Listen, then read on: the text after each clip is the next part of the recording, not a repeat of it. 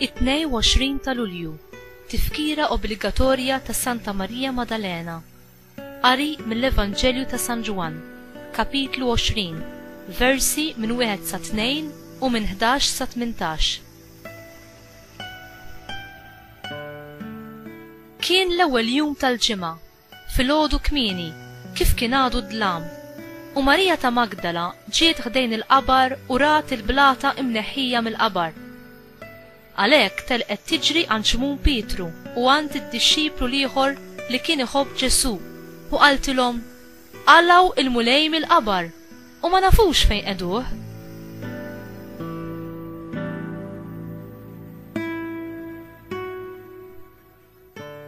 Iżda Marija baqgħet il-barra mill-qabar tibki.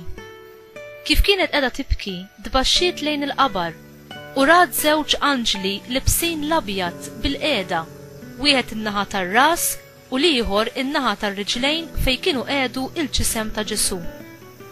Huma qalula: Mara, għalfejn qiegħda tibki? Hi wieġbet: Għax ħadu lil Sidi u ma nafux fejn qeduh.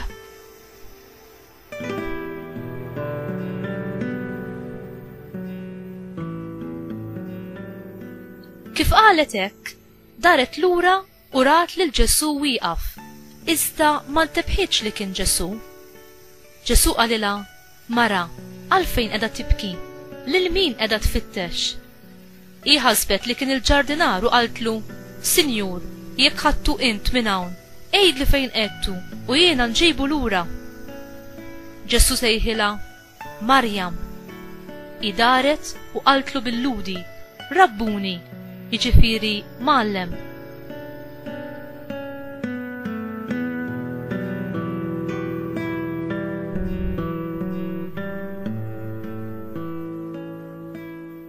Ġesu qalilha: La tmissnix, għax għadni ma tlajtx għand il-missier, imma mur għand ħuti u għejdilhom li se nitla' għand missieri u missierkom, Alla tiegħi u Alla tagħkom.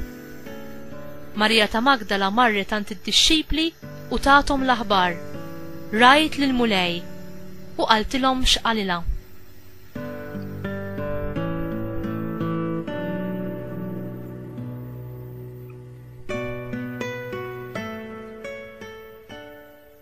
Il-kelma tal-mulej, tifħir lilek Kristu.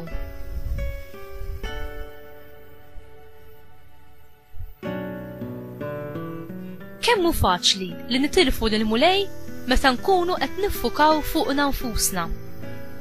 Għal-bidu Marija ta' Magdala lill-mulej ma rfitux, għax kienet qed tiffoka fuq il-qabar vojt u fuq il-qalb imnikta tagħha.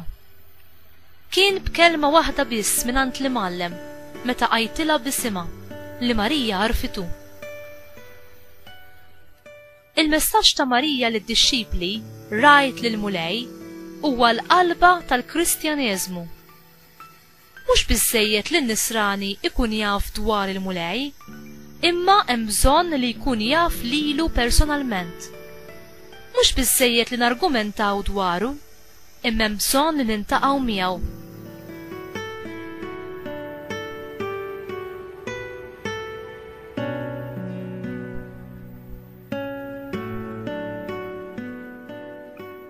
Fl-esperjenza tal-qawmien mill-mewt ta' Ġesu, aħna nintaqgħu ma' Alla l-ħaj li jħobbna b'imħabba personali u jrid jaqsam magħna l-glorja tiegħu. Il-mulej jagħtina għajnejn tal-fidi biex naraw il-verità tal-qawmien u tar-rebħa tiegħu fuq id-dunub u l-mewt. Dan insibuh fl-ittra lill-Efesin, kapitlu 1, vers 18. Inti tara fil-preżenza tal-mulej miegħek, fl-Ewkaristija u fil-Knisja tiegħu li l-istess ġisem mistiku tiegħu.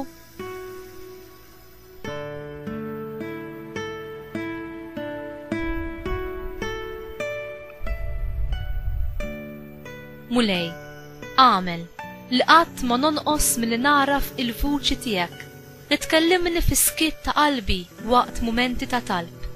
U li qatt ma nonqos milli noqgħod f'riġlejk fl-Ewkaristija biex nirċevik u nadurak bħala Alla l-ħaj, Alla li salvajtni, Alla li tafni, li tajjat li bismi u li tħobbni bimħabba personali. Amen.